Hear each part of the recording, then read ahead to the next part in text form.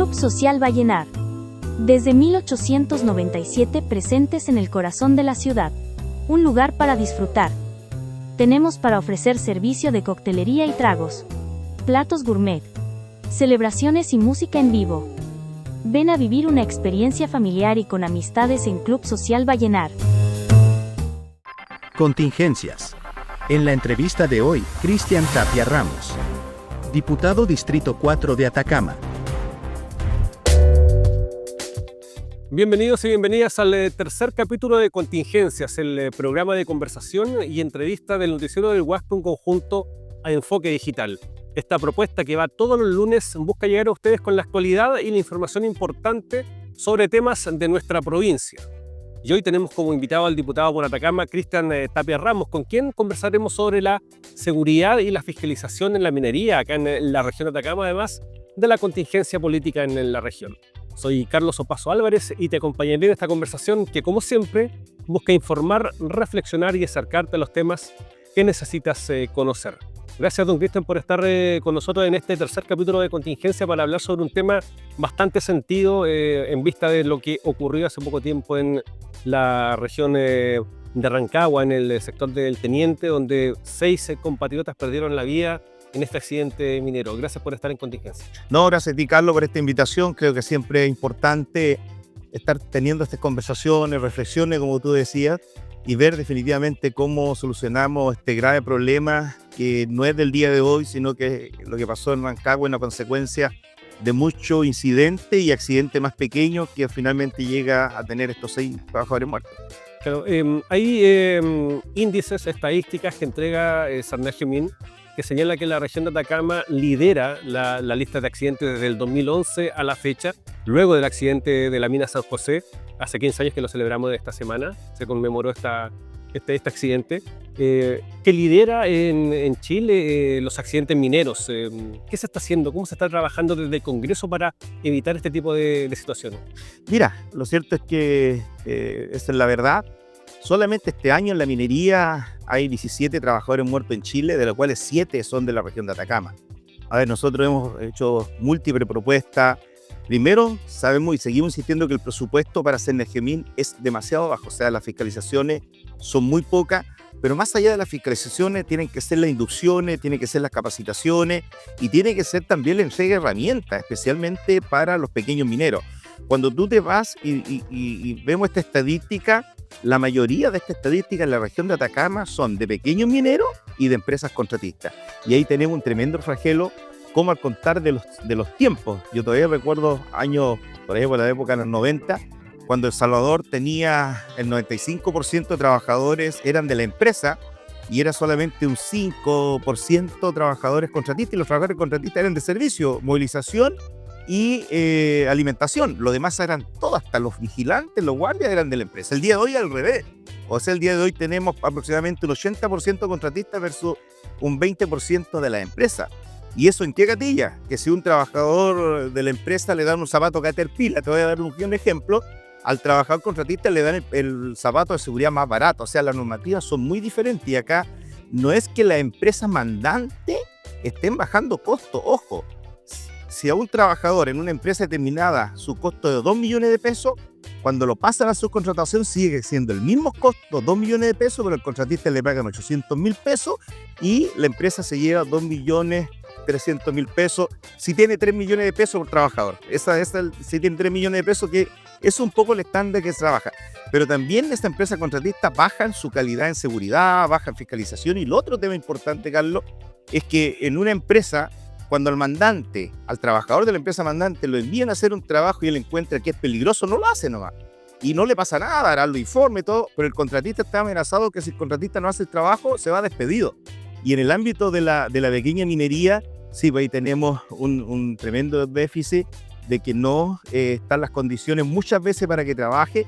¿Y qué es lo que hemos propuesto de nosotros? Que en aquellas regiones mineras como Atacama, Sarnagio-Min no solamente tenga su equipo de trabajo en la región de Atacama, en este caso lo tiene en Copiapó, sino que también los tenga en las provincias. O sea, la provincia del Huasco, la provincia de Copiapó y la provincia de Chañaral deben tener un equipo de Sarnagio-Min, pero con toda también la tecnología. O sea, el día de hoy existen fonógrafos que entran a la mina y detectan las grietas, si hay ruido. Exacta, la sismosidad, que es un tema recurrente. Entonces, yo creo que nosotros estamos muy al debe. El presupuesto más bajo de la nación es para hacer Nageomin, y resulta que la minería es la que le entrega los mayores recursos al Estado. Don Cristian, en ese aspecto, uno puede pensar que es la pequeña minería la que no tiene recursos, el pirquinero de zona alejada, el que no tiene recursos para poder quizá invertir en su día, pero las empresas grandes, Codelco, las transnacionales, las empresas que son extranjeras, que están sacando el cobre de nuestro país, debiesen tener otro tipo de estándar para poder entregar mayor seguridad a sus trabajadores. De todas maneras, y ahí, y por eso tenemos una debilidad, y Codelco debiese dar el ejemplo. O sea, Codelco en estos 3 años tiene 10 trabajadores muertos. O sea, 10 trabajadores en 3 años. Y trabajadores como el que se congeló en Rajo Inca de El Salvador, porque a las 6:30 ese trabajador desapareció. Lo encontraron a las 7 de la mañana, pero lo encontraron fuera del camión y ese trabajador murió congelado. A mí me tocó muy de cerca ese tema, porque ese trabajador a las 12 de la noche le envió un mensaje a su familia. Y el mensaje, y se lo dice ahí, que él se está muriendo congelado. Y nadie, ni de la empresa contratista, ni de Codelco, fueron a buscarlo donde estaba. O sea, una situación muy grave. Y el primer informe de Cernageomin establece 5 puntos en aquellos. La radio de comunicación estaba mala, no había conectividad para el celular, no existían las charlas de 5 minutos, el sector del botadero tenía un pequeño declive, es decir, ese terreno tiene que estar totalmente parejo, pero estaba inclinado hacia la bajada del botadero. Entonces, ¿cómo una empresa tan grande como Codelco, que es la empresa más grande del mundo en producción de cobre, tiene estas condiciones? Pero lo peor de esto es que nosotros citamos a la semana Cernageomin, nos da toda esta investigación primaria que hicieron, y a los 2 meses cambian toda la versión, que todo estaba bien. Pero ya por lo menos nosotros lo teníamos en el acta de la Comisión de Minería, y ahí de todas maneras lo pusimos todo a disposición de la justicia, porque esta situación que estamos pasando con Codelco y la minería, especialmente con los contratistas y también con nuestros pequeños pirquineros, pequeñas minerías de los pirquineros, yo creo que algo que ya no da para más. Usted, con lo que ocurrió en la región de O'Higgins, con este fallecimiento de los 6 trabajadores, pidió la cabeza del presidente de Codelco y mencionó que el cobre chileno estaba manchado con la sangre de los trabajadores chilenos. De todas maneras, yo lo que pedí que se fuera el presidente de Codelco, Máximo Pacheco, que se fuera el gerente de teniente, Andrés Musi, que se fuera el gerente de relaciones con los contratistas, el señor Trejo, que se fuera Mauricio Barraza, que él es el gerente operacional de la zona sur, es decir, andina, el teniente, y todas aquellas personas que se pasaron toda la normativa por encima, porque ellos son los responsables, así que no le vengan a echarle la culpa a los de abajo, no le vengan, porque el hecho de tener 10 trabajadores muertos en 3 años, que aquí se murieron 6 trabajadores, que el año 2023 hubo un derrumbe similar a lo que hay ahora, gracias a Dios, sin víctimas fatales, yo creo que aquí no se puede cortar por el hilo más delgado, no se puede cortar con el jefe de turno, con el encargado del capataz, sino de quienes dan la orden. O sea, cuando tú ves el día de hoy en el rescate que metieron dron, que metieron equipamiento a control remoto, ¿por qué estos trabajos no lo hacen similarmente? ¿Por qué tienen que arriesgar a la gente y gente contratista en estas delicadas funciones? Así que nosotros creemos, y yo tengo toda la confianza en el fiscal de Rancagua, que va a hacer todo lo que a él le compete para que esto se aclarezca. Y cuando Máximo Pacheco dice que va a hacer una auditoría internacional, eso es un vendehumo, es una tapada para el escándalo que tiene, porque los mejores profesionales están en Chile para que hagan la investigación. Y yo me alegro que el fiscal esté buscando ese grupo humano en las universidades, porque esto tiene que ser transparente y vuelvo a insistir y responderle a la familia que quedaron sin sus seres queridos. Diputado, Atacama, lo decíamos, tiene los mayores índices de accidentes mineros desde el 2011 a la fecha. ¿Cómo se puede potenciar la labor de Cernageomin desde el Congreso, desde el Parlamento? ¿De qué forma se le puede entregar herramientas, instrumentos, mejorar las normativas para que pueda tener quizás más personal, más profesional, más insumos, más vehículos, más herramientas para poder realizar labores de fiscalización como corresponden y evitar así más muertes? Mira, yo estoy incentivando también a mis colegas parlamentarios que si Senefemín no tiene los recursos para que funcione el próximo año, nosotros no vamos a aprobar la ley de presupuesto. O sea, esa es la base del día de hoy. Es más, nosotros citamos la semana pasada al director nacional de Senefemín para que nos dijera, porque en este momento, ¿quiénes están a cargo de la investigación? Nuevamente, del tema de Rancagua, la Fiscalía, Senefemín y la Inspección del Trabajo. Pero si el Senafemín no tiene los recursos para tener los equipamientos, ¿cómo se van a hacer las investigaciones como corresponda? Y acá en la región de Atacama, yo vuelvo a insistir, Senafemín tiene que hacer un presupuesto que sea bien concreto y que podamos avanzar en esta materia y más allá de ir a investigar un accidente, ¿cómo prevenimos los accidentes? ¿Qué pasa con las mutualidades? Aquí también un tremendo trabajo en las mutualidades. Las mutualidades se han transformado prácticamente en una empresa curativa, pero no una empresa preventiva, y la función que debe cumplir según la ley 16.744 de accidente del trabajo, enfermedad profesional y cuidado de la salud de los trabajadores, ellos tienen que prevenir, no podemos estar lamentando. ¿Qué pasa con los comités paritarios dentro de la empresa también? Que deben cumplir un rol bastante importante. Entonces aquí hay muchas herramientas que, ojo Carlos, este tema no lo estamos viendo de ahora, yo todavía recuerdo que el año 2005, cuando pasa un accidente en la mina San José, de un compañero trabajador, le cortaron la pierna. La investigación que hizo la Inspección de Trabajo es que la empresa, que eran los mismos dueños del accidente del año 2010, tenían la culpa. La mina se cerró. Estuvo como 2 meses cerrada y hubieron unos momentos políticos en Santiago que hicieron abrir la mina. Y después estuvimos a punto de tener 33 trabajadores muertos, pero 33 trabajadores que estuvieron 70 días encerrados en el fondo de la mina. Entonces aquí... vuelvo a insistir, hay responsabilidad del mundo empresarial, pero también de los estamentos públicos que tienen que buscar la alternativa para que esto ya no vuelva a suceder. Precisamente sobre San José, hace pocos días se conmemoraron 15 años de este accidente minero que fue un hito a nivel mundial por su rescate, por la forma en que se dio y cómo el gobierno en ese momento actuó. El minero que estuvo atrapado, Luis Orsúa, que era el último jefe de turno que estaba en el momento del accidente, manifestó que, textual, según datos que se manejan de años anteriores, se estima que por cada fallecido debiesen ocurrir entre 600 eventos o incidentes menores, lo que indica que una muerte no sucede de forma repentina, existen señales previas que deben ser atendidas. Totalmente de acuerdo con Luis Orsúa, o sea, siempre... hay accidentes más pequeños y que definitivamente cuando tú no le pones atención a ese accidente pequeño, te va a un accidente grande.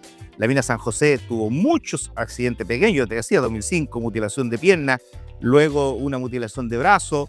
El teniente, como te decía ahora, yo estuve con los trabajadores y sindicatos el día domingo recién pasado, que me pidieron que fuera para allá, que querían conversar conmigo, tener reuniones, y ellos me decían que estos temas lo habían visto en muchas ocasiones. El año 2023, a raíz de este planchón que se cayó en el mismo sector, nosotros levantamos una comisión de investigadora, en la cual me tocó presidirla a mí, gracias a la voluntad también de mis colegas, y en esa comisión investigadora hay 3 puntos que fueron fundamentales. Primero, que ningún proyecto ya cuando estuviese bien avanzado lo siguiera tomando la vicepresidencia de proyecto, que debería pasar directamente a la gerencia. Cuando se le pregunta al gerente Andrés Musi ahora por el lugar, dice que él no conoce el lugar. O sea, el gerente del teniente no conoce el lugar donde suceden los accidentes, por favor. Segundo, la igualdad, el tema de seguridad para los trabajadores contratistas y de la empresa, que tampoco sucede. Y lo tercero era que tenían que implementar con estos fonógrafos para tomar las mediciones sismológicas dentro de la mina y la grieta y todo lo que sucede ahí. Nada de eso ha ocasionado que ellos lo hayan tenido. Y volviendo al tema de Uruguay, yo trato de divulgar todo esto porque eso así es. Como te digo, ellos lo que me manifestaban, que ellos tienen denuncias, tienen solicitud de fiscalización donde no se ha estado respetando las normas. Y lo más grave de esta empresa, y para muchas empresas que hacen prácticas antisindicales, que no dejan entrar a los dirigentes para que vayan al lugar del trabajo donde están nuestros trabajadores, donde están sus socios, para que ellos lo puedan fiscalizar, algo que también es gravísimo.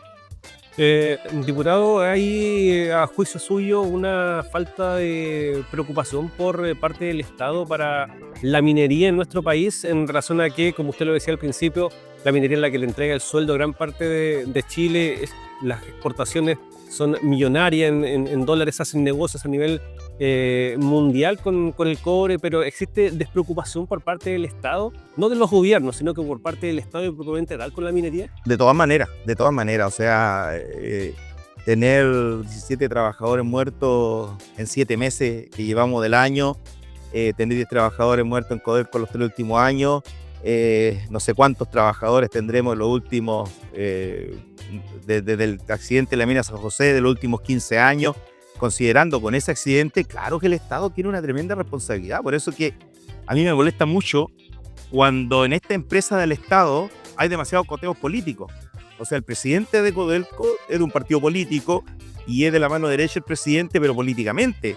El presidente ejecutivo de Codelco también es un cargo político. Hace poco, un par de meses, hubieron 2 concursos y cayeron al directorio de Codelco político. Entonces, esto definitivamente hay que cambiar, hay que hacer un cambio radical, pero pasa por la conciencia del Estado, del gobierno de turno, en querer implementar y preocuparse definitivamente de la clase trabajadora. Yo te decía antes de esta entrevista, el jueves justamente en la mañana estuvimos en una actividad bien positiva organizada por el gobierno regional para ver cómo está el desarrollo futuro de la minería. Pero no se habló de seguridad. No se habló de seguridad. Y en ese instante yo empecé a conversar con varios ejecutivos y gerentes de empresas. Decía, oye, si la seguridad es número 1, conversé con el vicepresidente Nami, conversé con trabajadores, sindicatos, y a esa hora yo le estaba diciendo, oye, ahí está bien.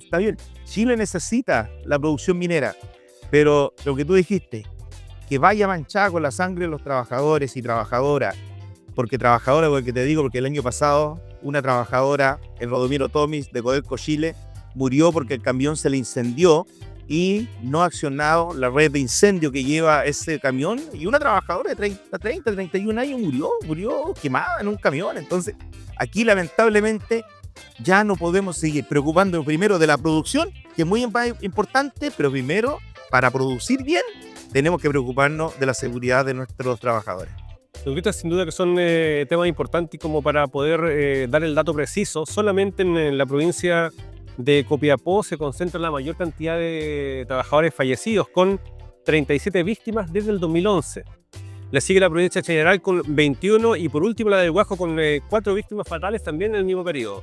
O sea, en total en la región de Atacama hay 37 mineros, trabajadores de la minería fallecidos desde el 2011 a la fecha, luego del accidente de la mina San José. Claro. Y consideremos que después de la mina San José, de agosto hasta diciembre, hubieron también, no sé si 2 o 3 trabajadores muertos el año 2010, dentro del mismo año. Entonces, sí, vuelvo a insistir, es una situación que ya no se puede tolerar. Todos sabemos que la minería por sí existe un riesgo, pero también sabemos que la tecnología en el mundo existe para tomar todas esas precauciones y evitar estos accidentes. Un accidente de la minería puede ser mutilación de pierna, puede ser corte de brazo o puede ser muerte. Y en eso hay que tomar mucha más responsabilidad. Claro. Diputado, pasando a otro tema que tiene que ver con la contingencia de lo que estamos viviendo en un año electoral. Usted está como diputado por el oficialismo, está en vista ya lo que va a ser las listas parlamentarias. ¿Qué se ha hablado de todo esto? Mira, yo he tenido contacto con la gente del Partido por la Democracia. Yo soy independiente, pertenezco a esa bancada y ellos me han dado el cupo. Ya por lo menos a mí me han ratificado que el cupo está nuevamente para mí. Y lo que nosotros hemos pedido que se haga lista única dentro del oficialismo, así como fuimos muy responsables en hacer una primaria, que tenemos candidata única de nuestro sector, también debe ser muy responsable en poder tener un parlamento que tengamos mayoría para que los proyectos puedan salir tal como nosotros deseamos, pensando en el bien del país, no en el bien de los partidos políticos, porque estando allá nosotros tenemos que ver primero el bien de la región de Atacama en todo su ámbito, en el tema salud, educación, vivienda, seguridad, minería, todos los ámbitos.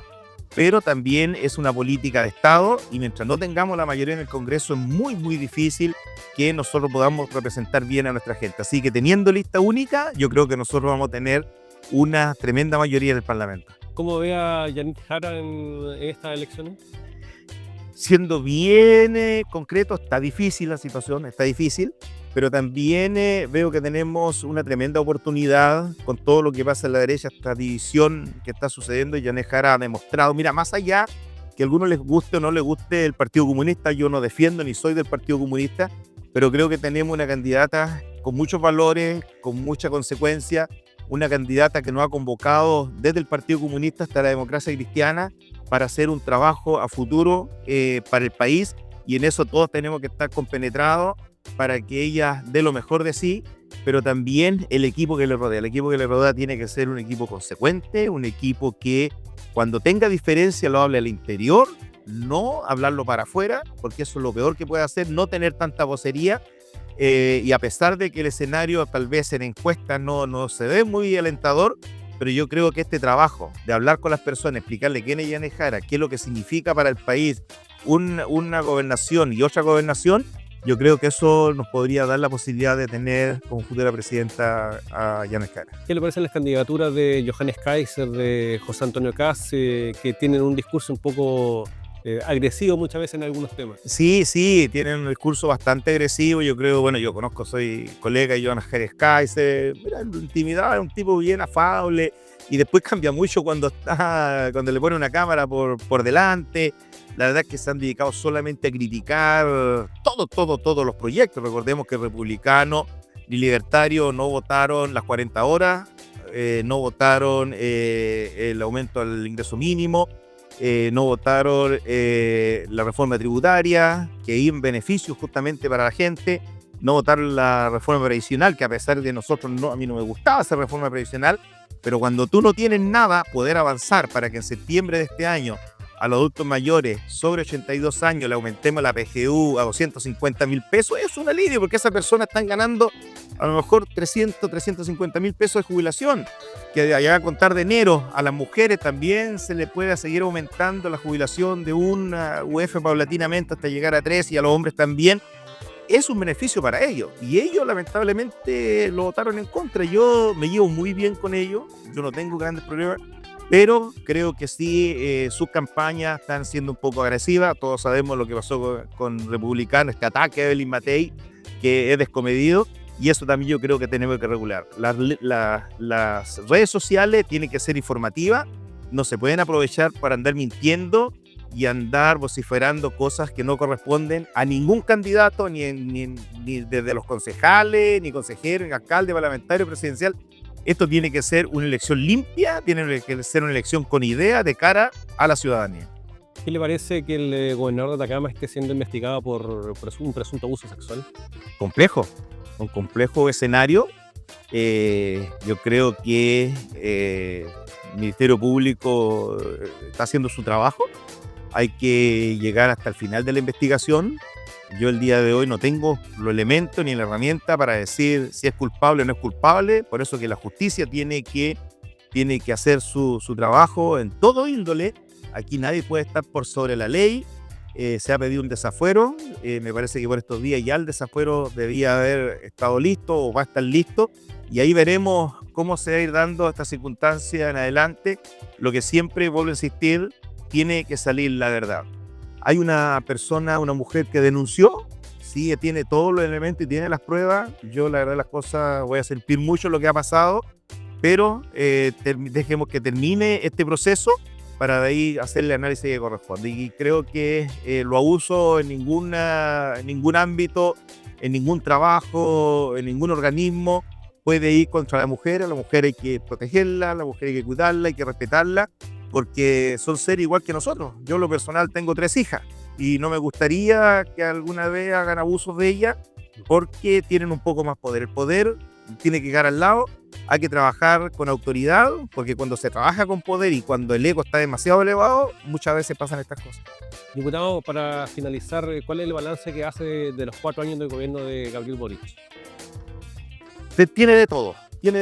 Tampoco yo voy a defender que lo ha hecho todo bien. Yo creo que en tema de seguridad estamos al debe, sin lugar a dudas. O sea, seguir teniendo personas muertas en las poblaciones, seguir estando frente al sicariato, que se nos vayan los sicarios, se nos arranquen a otros países, que no tengamos cubierto nuestras carreteras, Carlos. O sea, imagínate, yo viajo frecuentemente, Copiapó, Caldera, Chañaral, la región de Atacama, hacia el norte, hacia el sur.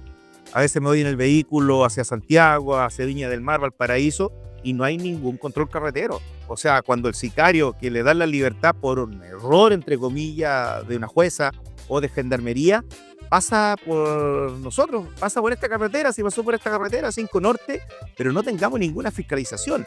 Mira, cuando estuve yo acompañando a la gente de Huasco cuando teníamos alerta tsunami, un camión lleno de militares del RIM 23 de Copiapó.